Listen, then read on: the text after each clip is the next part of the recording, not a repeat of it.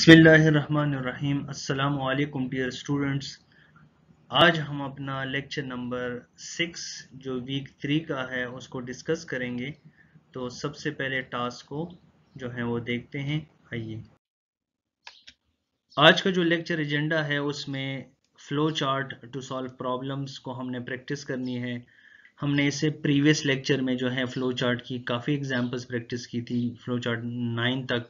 आज जो है उसी की आगे जितनी एग्जांपल्स हैं उसकी प्रैक्टिस करनी है, 10, 11, 12, 13, जो बहुत इंपॉर्टेंट भी है पेपर पॉइंट ऑफ व्यू से। उसको डिस्कस करेंगे और फिर आपको as a home practice task दिया जाएगा ताकि आप घर जाके जो है वो होम असाइनमेंट को नोटबुक में परफॉर्म करके उसको याद कर सकें।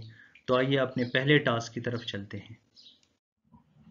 सबसे पहले टास्क में हमने फ्लो चार्ट जो है वो डिस्कस करना है कि फ्लो चार्ट नंबर 10 कौन सा है। प्रीवियस लेक्चर में हमने फ्लो चार्ट नंबर 9 तक डिस्कशन किया था। आज हम फ्लो चार्ट नंबर 10 की प्रैक्टिस करेंगे। देखिए, flow chart to find the sum of even numbers up to 100 तक, यानी इवन नंबर चाहे आप 0 से स्टार्ट लेते हो या 2 से स्टार्ट लेते हो, अप टू 100 तक जो है उसको प्रिंट करने हैं। यानी फॉर एग्जांपल मैं अगर 2 से स्टार्ट लेता हूँ तो 2, उसके बाद +4 ऐड करता जाए, +6 जो है वो ऐड करता जाए, प्लस इस तरह जो है वो 8 ऐड करता जाए अप टू 100 तक। यानी ये सारी की सारी वैल्यू ऐड होती रहे तो ये सम ऑफ इवन नंबर जो है वो फाइंड होंगे। तो उसके लिए फ्लो चार्ट कैसे बनाएंगे, तो आइए फ्लो चार्ट की तरफ चलते हैं। सबसे पहले आपने राउंड रेक्टेंगल शेप जो है वो स्टार्ट सिंबल बनाना है, ठीक है। उसमें आपने जो है वर्ड स्टार्ट यूज करना है। फिर एरो फ्लो लाइन जो है वो बताना होगा, डायरेक्शन जिस तरफ होगी उस तरफ डायरेक्शन का एरो निशान होगा। उसके बाद दूसरा जो है वो यहाँ पर रेक्टेंगल शेप ली हुई। अगर आप सामने देखें ना तो यहाँ पर दूसरे टास्क में दूसरे स्टेप्स में जो है वो रेक्टेंगल शेप लिया है। रेक्टेंगल शेप को हमने क्यों लिया, क्योंकि मैंने आपको बताया था कि जब असाइनमेंट ऑपरेटर, यानी आप पहले से एक वैल्यू को किसी वेरिएबल को असाइन करते हो तो उसको हम एज अ प्रोसेसिंग से रिप्रेजेंट करेंगे। क्योंकि ये वैल्यू असाइन हो चुकी है तो मीन्स ये प्रोसेस हो चुकी है, तो प्रोसेसिंग के लिए बेसिकली ये रेक्टेंगल शेप इस्तेमाल होता है। तो इसलिए यहाँ पर देखिए सम, चूंकि सम ऑफ इवन नंबर फाइंड करने, तो मैं इनिशियल वैल्यू जो सम की होगी वो मैं 0 रख देता हूँ। वो मैं क्यों 0 रखता हूँ वो मैं इंशाल्लाह आपको बाद में बताऊंगा, ताकि आपकी जो है वो 0, ताकि आपको समझ आ जाए कि 0 से हम क्यों लेना चाह रहे हैं। के की वैल्यू देखिए, मैंने ये के की वैल्यू है जो इवन नंबर्स हैं, तो मैंने स्टार्ट 2 से ले लिया।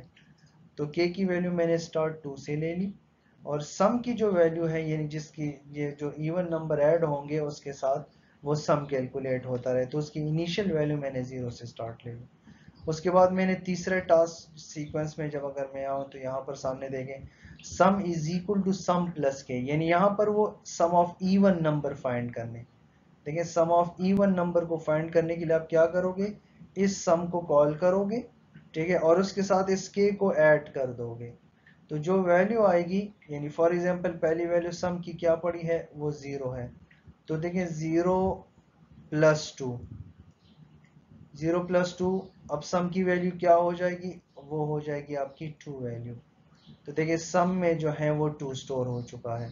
तो देखिए 0 का फायदा ये था कि आपकी इनिशियल वैल्यू मैंने 0 इसलिए इनिशियल वैल्यू 0 रखी थी ताकि जब वो सम स्टार्ट ले तो 2 से स्टार्ट ले। तो देखिए 2 से उसने स्टार्ट ले लिया तो वो डायरेक्टली 2 से स्टार्ट लेगा, तो अब सम में 2 पड़े, अब 2 के बाद ऑनवर्ड ऐड करेगा। और देखिए के की वैल्यू 2 बढ़ाएगा, 2 के बाद 3 नहीं आया तो 2 बढ़ाएगा, तो 2 के बाद 4 आ जाएगी, तो 2 इंक्रीमेंटेशन यहाँ पर लगी है।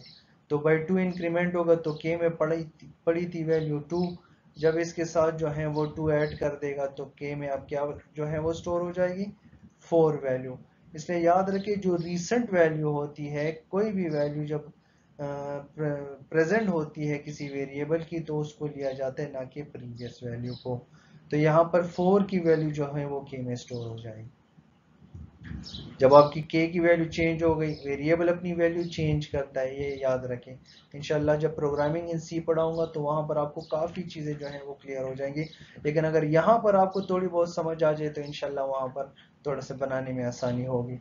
तो याद रखिए वेरिएबल अपनी वैल्यू को चेंज करता है टाइम टू टाइम। जब उसमें नई वैल्यू आती है तो वो प्रीवियस को डिस्कार्ड कर देता है और नई वैल्यू को स्टोर कर देता है। जैसे यहाँ पर k की वैल्यू प्रीवियस में 2 थी, लेकिन अब यहाँ पर k की वैल्यू 4 है, जो 4 की वैल्यू जो है वो k में स्टोर हो चुकी है। यहाँ पर आ जाए तो जब ये प्रोसेसिंग कंप्लीट हो जाएगा, अब कंडीशन लगानी है। कंडीशन क्या लगानी, क्योंकि मैंने 2 से लेके 100 तक मैच भी करना है ताकि मैं E1 को फाइंड कर सकूं। तो देखें जो k की वैल्यू होगी उसको आपने मैच करने का कहां तक, लेस और इक्वल टू 100 तक। तो अब k में कौन सी वैल्यू पड़ी है, तो k में पड़ी है 4। तो सबसे पहले मैच करेगा क्या 4 कम है या बराबर है 100 के, दैट इज ट्रू। तो जब कंडीशन ट्रू हो जाएगी तो ये क्या करेगा, ये यस की तरफ चला जाएगा और आपके डायरेक्टली मूव करेगा स्टेटमेंट कहां पर, sum is equal to sum plus k पे। तो सम में जो है वो यहाँ पर 2 वैल्यू पड़ी है। अब सम में 2 है और k में क्या पड़ी है 4, तो अब सम की जब वैल्यू कैलकुलेट करेगा तो 2 plus 4 which is equal to, तो अब सम में क्या स्टोर हो जाएगा, 6 स्टोर हो जाएगा, वैल्यू 6 स्टोर हो जाएगी। अब सम में रीसेंट वैल्यू वेरिएबल में 6 पड़ी है, याद रखें, क्योंकि आगे आगे जितने हम प्रैक्टिस करेंगे वो वैल्यू आपको जहन में होनी चाहिए। उसके बाद k की वैल्यू +2 इंक्रीमेंट करेगा, तो k में 4 पड़ा था, जब +2 इंक्रीमेंट हो जाएगा तो जो है वो k की वैल्यू क्या हो जाएगी, प्लस 4 + 2 = 6। तो k में अब 6 की वैल्यू पड़ी, तो k में 6 आ जाएगी और सम में जो है वो 6 वैल्यू स्टोर हो जाएगी। ठीक है, उसके बाद ये क्या करेगा, कंडीशन चेक करेगा क्या जो है 6 लेस और इक्वल टू 100 है, कंडीशन इज ट्रू। तो जब कंडीशन ट्रू होगी फिर दोबारा यस की तरफ आएगा। ठीक है, अगेन जो है वो यस की तरफ मूव करेगा। जब वो यस की तरफ आएगा फिर सम को कैलकुलेट करेगा, अगेन चेक द सम। तो सम में क्या पड़ी थी, 6 वैल्यू पड़ी है। अब 6 को k की 6 के साथ ऐड कर देगा, तो 6 + 6 से क्या हो जाएगी सम की वैल्यू, वो 12 हो जाएगी, जो है वो 12 स्टोर कर देगा। तो सम में जो है वो 12 की वैल्यू स्टोर हो जाएगी। Sum can store now 12 value. अब सम में 12 पड़ा हुआ है ना कि 6, और k की वैल्यू +2 बढ़ के, यानी पहले पड़ी थी 6 वैल्यू, अब जब +2 हो जाएगी तो उससे वैल्यू क्या हो जाएगी, 8 हो जाएगी। अब 8 को मैच करेगा, तो क्या 8 लेस और इक्वल टू 100 है, तो कंडीशन ट्रू है तो वो यस करेगा। दोबारा जो है वो थर्ड स्टेप की तरफ चला जाएगा, sum is equal to sum plus k. तो सम में 12 पड़ी है, के में 8 पड़ी है, तो 12 + 8 = 20। तो देखिए 12 + 8 = 20, यहाँ तक आपकी जो है वो 20 वैल्यू आ जाएगी। ठीक है, ये इस तरह जो है वो ऐड करता जाएगा उस वक्त तक जब तक 100 से वैल्यू एक्सीड ना हो जाए।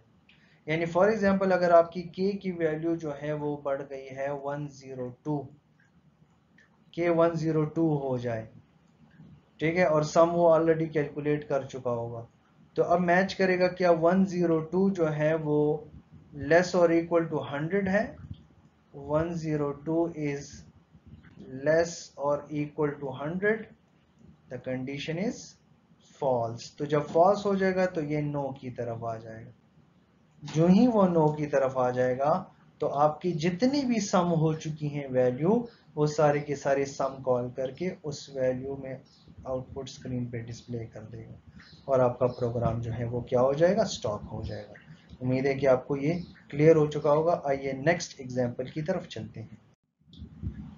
तो एग्जाम्पल फ्लो चार्ट 11 डिस्कस करते हैं, जिसमें multiplication table of a given number, algorithm में जिस तरह table of given number find किया था उसी का फ्लो चार्ट जो है यहाँ पर डिस्कस कर रहे हैं। तो सबसे पहले देखिए आपने क्या करना है, उसी दोबारा जो है वो ले लेना है स्टार्ट ओवल शेप में, ठीक है, और उसके अंदर जो है वो स्टार्ट रिप्रेजेंट कर देना है। उसके बाद आपने मैंने एक वेरिएबल ले लिया इनपुट n, ये एक मरतबा लेगा। अब ये यूजर से लेगा, यहाँ देखिए इनपुट आया है, तो इनपुट के लिए वो रेक्टेंगल शेप रिप्रेजेंट नहीं किया, बल्कि यहाँ पर कौन सा शेप रिप्रेजेंट हुआ, that is basically the parallelogram shape. अब इनपुट जब यूजर से वैल्यू लेंगे तो फिर पैरेललोग्राम शेप इस्तेमाल करना होगा, ठीक है। Then you can use a parallelogram shape, that is important, ठीक है। उसके बाद आपने ये वैल्यू यूजर से लेने, तो उसके लिए मैंने एक वेरिएबल चूज किया विच इज n। अब n के बाद मैं जो है फ्लो डायरेक्शन जो है आएगा वैल्यू को दो टास्क, यानी फॉर एग्जांपल मैं आपको थोड़ा सा समझा दूं। मैं एक टेबल लेता हूँ 7, तो 7 मल्टीप्लाई 1 इज इक्वल टू 7। अब देखें, ये जो पहली वैल्यू है वो चेंज नहीं होगी, वो रिपीट होती जाएगी। कहाँ तक होगी, देखिए 12 तक, 12 तक जो है ये रिपीट होगी। तो 2 आया, फिर 3 जो है वो इस तरह, फॉर एग्जांपल अप टू 12 तक ये जो है वो इस तरह प्रिंट करेगा। और हर वैल्यू 7 की जो है वो उसके साथ जो है एज इट इज आती रहेगी, रिपीट होती रहेगी। तो देखिए 7 एक दफ़ा यूज़र से लेंगे, फिर वो रिपीट उसी तरीके से होगी, वो चेंज नहीं होगी, सिवाय जो इंक्रीमेंटेशन वैल्यू होगी 1 2 3 4 5 6 अप टू 12 तक, ये जो है वो चेंज होती रहेगी। बाकी जो है, तो इसके लिए देखिए मैंने एक वेरिएबल ले लिया n, ठीक है। मैं इस जो इंक्रीमेंटेशन बाय 1 इंक्रीमेंट हो रहे हैं, मैं इसके लिए एक वेरिएबल ले लूंगा फॉर एग्जांपल k। और जो दूसरी जो प्रोडक्ट इक्वल के बाद की जो वैल्यू, इसको हम प्रोडक्ट कहते हैं, तो इसके लिए मैं एक वेरिएबल ले लूंगा p। अब p में जो है ये n और k की वैल्यू आ जाएगी which is n multiply k, n multiply k। तो ये जो है वो आपकी वैल्यू प्रोडक्ट की कैलकुलेट करेगा। तो ये जो है 7 इक्वल 1 ज़ा 7 7 2 ज़ा 14 जो है वो इस तरह 1 बाय 1 जो है वो आता रहेगा, और आपके 12 तक जो है वो वैल्यू फाइनल कर देगा, ठीक है। अब यहाँ पर देखें तीसरा टास्क ये कि मैंने k की वैल्यू देखिए इनिशियल आपको दी गई है, कहाँ से स्टार्ट होगी, 1 से स्टार्ट होगी, इसलिए मैंने k की वैल्यू को बाई 1 इनिशियलाइज कर दिया। तो जब 1 इनिशियलाइज करोगे तो चूंकि ये प्रोसेसिंग है, इसलिए इसको रेक्टेंगल शेप में रिप्रेजेंट किया जा रहा है, ठीक है। उसके बाद आपने प्रोडक्ट, जब आपकी 1 भी क्या k की वैल्यू आ गई, तो अब प्रोडक्ट फाइंड करना है। तो प्रोडक्ट फाइंड करने के लिए आप इन दोनों को मल्टीप्लाई करोगे और वो किसी वेरिएबल p में स्टोर करोगे। तो सिंपल यहाँ product is equal to n multiply है, चूंकि ये भी कैलकुलेशन है, तो कैलकुलेशन के लिए भी आप क्या करते हो, रेक्टेंगल शेप को रिप्रेजेंट करते हो। जब आपकी ये कैलकुलेट हो जाएगी, तो पहली मर्तबा जो लाइन स्टेटमेंट है वो क्या हो जाएगी, उसको मैंने प्रिंट करना है, तो आप यहाँ पर p लिख दोगे, ठीक है। तो यहाँ पर क्या आ जाएगी, p आ जाएगी। यहाँ पर थोड़ी सी एहतियात ये करना है कि जो चीज़ आपने टेबल में प्रिंट करनी है, तो आपने एज इट इज उस तरह लिखना है जैसे हमने एल्गोरिदम में प्रैक्टिस की थी। तो अब यहाँ पर इस p की जगह ऐसे जो है, मैं इसको ज़रा ठीक कर दूँ क्योंकि ये इमेज मैंने ली थी बुक से, तो इसलिए आप इसको ऐसे लिखें। सबसे पहले देखें n की वैल्यू आएगी, n की वैल्यू, उसके बाद जो है वो k की वैल्यू आएगी, और k की वैल्यू के बाद जो है वो p की वैल्यू आएगी।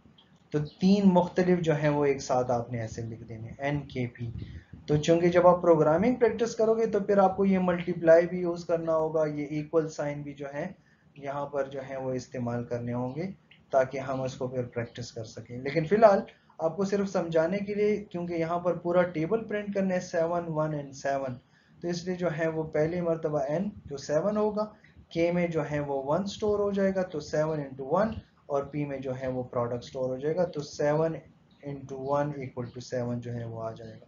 तो पहली मरतबा आउटपुट इस तरह प्रिंट करेगा। उसके बाद k की वैल्यू को क्या कर देगा, बाई 1 बढ़ा देगा। तो जब बाई 1 बढ़ाएगा, तो चूंकि ये भी कैलकुलेशन ही है, प्रोसेसिंग है, तो जब प्रोसेसिंग होगी तो उसको हम रेक्टेंगल शेप में रिप्रेजेंट करेंगे। तो देखें 7 बाई 1 जब बढ़ेगा, तो k में पड़ी है 1 वैल्यू, तो अब 1 के बाद ये क्या हो जाएगी, k की वैल्यू जो है वो 1 प्लस 1 से क्या हो जाएगी, आपकी हो जाएगी 2 वैल्यू।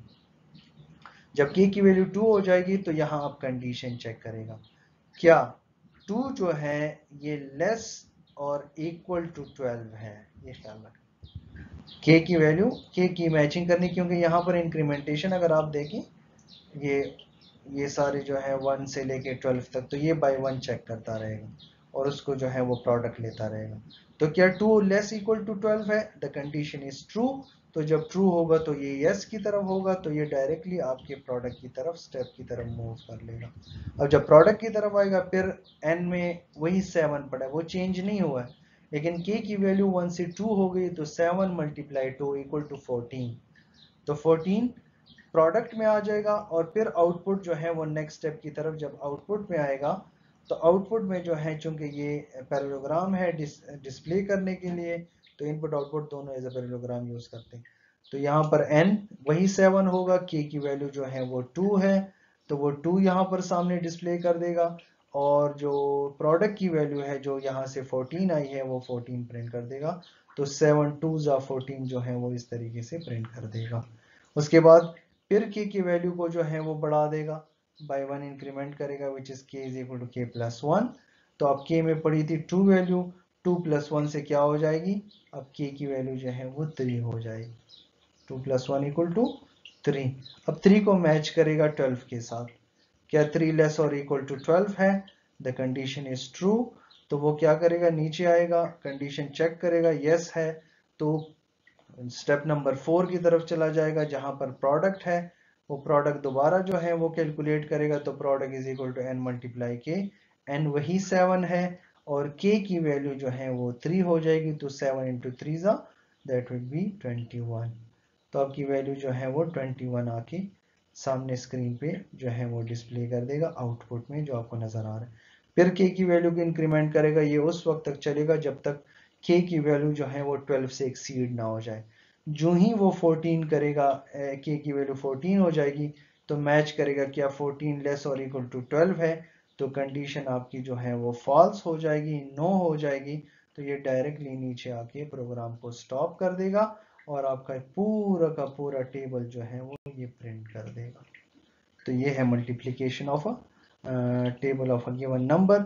उम्मीद है कि आपको ये क्लियर हो चुका होगा। आइए नेक्स्ट एग्जांपल की तरफ चलते हैं। नेक्स्ट एग्जांपल जो है वो प्रॉब्लम फ्लो चार्ट नंबर 12 है, जिसमें हमने temperature from Fahrenheit to Celsius find करने। आसान सा प्रॉब्लम है, आपने सेल्सियस की वैल्यू को कैलकुलेट करना है और फ़ारेनहाइट की वैल्यू को एज अ इनपुट लेना है। तो उसके लिए सबसे पहले आप क्या करोगे, स्टार्ट जो है वो सिंबल यूज करोगे, राउंडेड रेक्टेंगल शेप जिसमें आपने स्टार्ट यूज करना है। उसके बाद एरो निशान जो है वो फ्लो लाइन के बाद आपने पैरेललोग्राम शेप में इनपुट f जो है वो एज ए यूजर लेना है। तो फ़ारेनहाइट की जगह मैंने उसका एक नाम रख दिया सिंपल f। आप पूरा फ़ारेनहाइट भी लिख सकते हैं, इस कोई मसला नहीं है, लेकिन अगर आप उसका सिर्फ एक नाम रिप्रेजेंट करना चाहते तो मैंने उसके लिए फ़ारेनहाइट के लिए f एक नाम रिप्रेजेंट कर दिया। उसके बाद जो है आपकी फ्लो लाइन के बाद आपने जो है वो रेक्टेंगल शेप, चूंकि कैलकुलेशन अब करनी है, इनपुट जब f से ले लेगा तो अब यहाँ पर वो फार्मूला लिखना होगा। तो जब फार्मूला जहाँ लिखा जाए अप्लाइड होता है तो वो रेक्टेंगल शेप में प्रोसेसिंग में रिप्रेजेंट होता है। f की जो वैल्यू होगी, फॉर एग्जांपल आपने जो भी दे दी, मैंने 50 दे दी, ठीक है, f की वैल्यू 50, तो वो 50 आके इस f में स्टोर करेगा, -32 करके 5/9 से डिवाइड करके c की वैल्यू कैलकुलेट हो जाएगी। अब उसको मैंने सिंपल डिस्प्ले करना है तो मैं आउटपुट लिखूंगा और इस c को जस्ट कॉल कर लूंगा, तो जो है वो आपका रिजल्ट सेल्सियस कैलकुलेट हो जाएगा और आप प्रोग्राम को टर्मिनेट कर देंगे। आइए नेक्स्ट एग्जांपल की तरफ चलते हैं। फ्लो चार्ट नंबर 13 सबसे इम्पॉर्टेंट फ्लो चार्ट है पेपर पॉइंट ऑफ व्यू से। आपने इसकी लाजमी प्रैक्टिस करनी है, जिसमें आपने factorial of a number find करना है। फैक्टोरियल ऑफ अ नंबर यानी फॉर एग्जांपल मैं एक वैल्यू लेता हूँ 5 फैक्टोरियल, मैथ्स में आपने प्रैक्टिस की होगी, यानी जो वैल्यू होती है मैक्सिमम उससे बाय 1 मल्टीप्लाई करके कम की जाए, 5 इंटू 4, इस तरह जो है वो multiply with 3, then multiply with 2, then multiply with 1 तक आपने जो आखिरी वैल्यू होती है वो मल्टीप्लाई करनी होती है, जिससे आपकी वैल्यू फॉर एग्जांपल आ जाएगी 120, क्योंकि 5 फैक्टोरियल की जो वैल्यू होगी वो 120 होगी, आप मल्टीप्लाई कर सकते हैं, ठीक है। तो 120 मैक्सिमम वैल्यू। अब ये जो पहली वैल्यू है ये आपकी पूरे के पूरे जो है वो फ्लो चार्ट फैक्टोरियल की वैल्यू को रिप्रेजेंट करेगा। अब उसमें सबसे पहले स्टार्ट लेते हैं, तो आप राउंडेड रेक्टेंगल में स्टार्ट सिंबल यूज़ करेंगे। फिर आपका जो है वो फ्लो लाइंस जो है वो डायरेक्शन बतानी है। फिर मैंने यूज़र से वैल्यू लेनी है, फैक्टोरियल की कोई भी नंबर आप ले सकते हैं, मैंने जस्ट 5 यूज़र से ले ली, ठीक है। इसको मैं n से रिप्रेजेंट कर लेता हूँ। कि n की जो वैल्यू होगी वो क्या होगी, वो 5 होगी। तो वो मैं यूजर से ले, आप 6 ले लें, 7 ले लें, कोई भी एक वैल्यू ले लें, तो जो वैल्यू होगी उससे फिर मल्टीप्लाई करें। यानी अगर आपने 7 ली तो 7 multiply 6 multiply 5 multiply 4 up to 1, आपने 6 ली, इस तरह जो है वो मल्टीप्लाई करेगा। ठीक है, अब यहाँ पर f की वैल्यू को मैं इनिशियल, ये देखें यहाँ से स्टार्ट ले रहा हूँ मैं f, तो मैंने f की इनिशियल वैल्यू क्या रख दी, 1 रख दी। ठीक है, स्टार्ट की f की वैल्यू मैंने इनिशियल 1 रख दी, और k कितनी मर्तबा जो है वो वैल्यू रिपीट होगी, बाय 1 इंक्रीमेंट होगी, 1 2 3 4 5। ठीक है, तो इस तरह जो है, चूंकि 5 वैल्यूज हैं तो 5 मर्तबा, तो मैंने उसको भी इनिशियल के से 1 से ही स्टार्ट ले लिया कि 1 होगी तो फिर उसके बाद 2 वैल्यू आएगी, फिर 2 के बाद 3 वैल्यू होगी, तो बाय 1 इंक्रीमेंट करेगा जस्ट फॉर इंक्रीमेंटेशन, और वो वैल्यू कैलकुलेट करता रहेगा। तो चूंकि ये मैंने एज अ प्रोसेसिंग टास्क लिया हुआ है, इसलिए मैं इसको रेक्टेंगल शेप में रिप्रेजेंट कर रहा हूँ। ठीक है, यहाँ उसके बाद जो है आपने सिंपल जो फोर्थ स्टेप है उसमें क्या करना है, आपने f की वैल्यू को मल्टीप्लाई करना है किसके साथ, उस k की वैल्यू के साथ जो 1 1 इंक्रीमेंट करेगा। तो f में स्टार्ट में कौन सी वैल्यू पड़ी है, for example that is 1, sorry not k। ठीक है, ये 1 वैल्यू है, तो 1 की वैल्यू f में पड़ी है और k की वैल्यू भी 1 है। तो यहाँ पर पहली मर्तबा जो वैल्यू होगी f की मल्टीप्लाई करेगा, तो f is equal to 1 multiply 1, चूंकि f में भी 1 है और k में भी 1 पड़ी है। उसके बाद आपकी वैल्यू जो है वो आ जाएगी f की वैल्यू 1। अब f में 1 जो है वो 1 इंटू 1 1 जो है वो स्टोर हो जाएगी, और k की वैल्यू को क्या कर देगा, बाई 1 बढ़ा देगा। यानी 1 पड़ी थी k में, अब 1 प्लस 1, यानी अगर आप इसको देखें 1 प्लस 1, तो इससे वैल्यू आ जाएगी 2। तो अब k की वैल्यू जो है वो क्या हो जाएगी, आपकी 2 हो जाएगी। तो वेरिएबल अपनी वैल्यू चेंज करते हैं, तो लास्ट रिसेंट वैल्यू जो अब पड़ी है, प्रेजेंट वैल्यू, वो 2 है, ना कि 1। उसके बाद कंडीशन चेक करेगा, ये जो आपको नजर आ रहे हैं डायमंड शेप में, मैंने आपको कहा था ना कंडीशन चेक की जाती है डायमंड शेप में, डिसीजन मेकिंग स्टेटमेंट है। तो चेक करेगा क्या k की जो वैल्यू है विच इज 2 लेस और इक्वल टू, ये लेस साइन है, this is the equal sign, और आपके जो है वो n के साथ, तो n में कौन सी वैल्यू पड़ी है, वो 5 पड़ी है, तो 5 के साथ मैच करेगा। क्या 2 लेस और इक्वल टू 5 है, तो आपकी कंडीशन ट्रू हो जाएगी।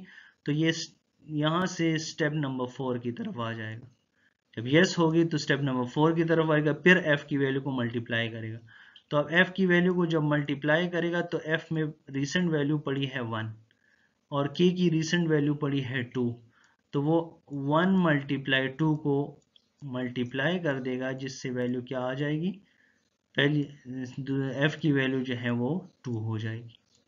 अगर आप सामने ऊपर देखें तो 1 इज मल्टीप्लाई विथ 2, तो पहली जो है अब वैल्यू आपकी 2 स्टोर हो जाएगी, यहाँ पर 2 आ जाएगा, और k की वैल्यू को बाय 1 बढ़ा देगा, तो k की वैल्यू 2 प्लस 1 से क्या हो जाएगी, विच इज 3। तो k की वैल्यू एक बढ़ा के 3 कर देगा, फिर जो है वो कंडीशन की तरफ आएगा, और फिर जो है वो k की वैल्यू को मैच करेगा। तो अब देखिए k में रिसेंट वैल्यू कौन सी पड़ी है, 3, तो 3 इज लेस और इक्वल टू 5 मैच करेगा, ना कि 2, बढ़ गई है वैल्यू k की। उसके बाद जब ये ट्रू हो जाएगा तो ये वापस रिपीट करेगा कंडीशन, स्टेप नंबर 4 की तरफ वापस आएगा, और फिर जो है वो f की वैल्यू को मल्टीप्लाई करेगा k के साथ। तो f में कौन सी वैल्यू पड़ी है, ये देखें आपके सामने नजर आ रही है 2 वैल्यू। अब 2 को k के साथ, तो 2 k में कौन सी वैल्यू है, 3 है, तो 2 और 3 को मल्टीप्लाई कर देगा, जिससे वैल्यू क्या आ जाएगी, आपकी 6 आ जाएगी। तो जब 6 आएगी तो ये 2 और 3 जो है मल्टीप्लाई करके वैल्यू क्या कर देगा, 6 कर देगी।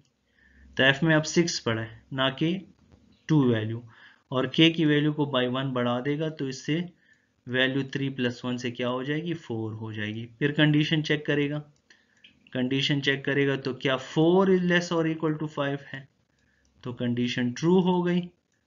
जब ये कंडीशन ट्रू हो जाएगी, फिर f की वैल्यू में कौन सी वैल्यू पड़ी है, तो सामने देखें 6 पड़ी हुई है, तो 6 को 4 के साथ मल्टीप्लाई करें, k में 4 है, तो 6 मल्टीप्लाई 4 इक्वल टू 24।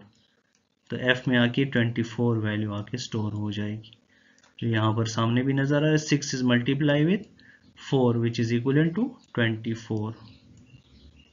24 आ जाएगी। तो अब k की वैल्यू को बाई 1 इंक्रीमेंट कर देगा, which is k is equal to 4 plus 1, तो 5 हो जाएगी। तो 5 को मैच करेगा, 5 इज लेस और equal to 5, condition is true, क्योंकि कम तो नहीं है लेकिन बराबर है। तो लेस और इक्वल में एक भी ट्रू हो जाए तो कंडीशन ट्रू हो जाएगी। यहां से कंडीशन वापस रिपीट करके स्टेप नंबर 4 की तरफ आ जाएगा और आपकी f की वैल्यू को 24 मल्टीप्लाई विथ 5 कर देगा, क्योंकि k में 5 पड़ी है। तो 5 मल्टीप्लाई करके तो वैल्यू क्या आ जाएगी, 120 आ जाएगी। तो देखिए फाइनल वैल्यू जो है फैक्टोरियल की है वो 120 है, वो आपकी कंप्लीट कैलकुलेट हो चुकी। तो 24 is multiply with 5 which is equal to 120। अब k की वैल्यू को बढ़ा देगा, ये जाएगा, अभी स्टॉप नहीं हुआ। तो k की वैल्यू जो है वो 5 से क्या कर देगा, 6 कर देगा। जो ही वो 6 मैच करेगा 5 के साथ, 6 और इक्वल टू 5, तो ये कंडीशन नो हो जाएगी। तो जब कंडीशन नो हो जाएगी तो ये नीचे आएगा और पैरेललोग्राम शेप में जो आपका आउटपुट है उसमें f जो फैक्टोरियल फाइंड करना है f, वो f यहां पर कॉल कर लेगा। तो f की जो लास्ट वैल्यू है वो है 120। ठीक है, this is the last value 120 जो पड़ी हुई है, उस 120 को प्रिंट कर देगा और आपका प्रोग्राम जो है वो स्टॉप कर देगा। तो उम्मीद है कि आपको जो है फैक्टोरियल ऑफ अ नंबर जो है वो समझ आ चुका होगा।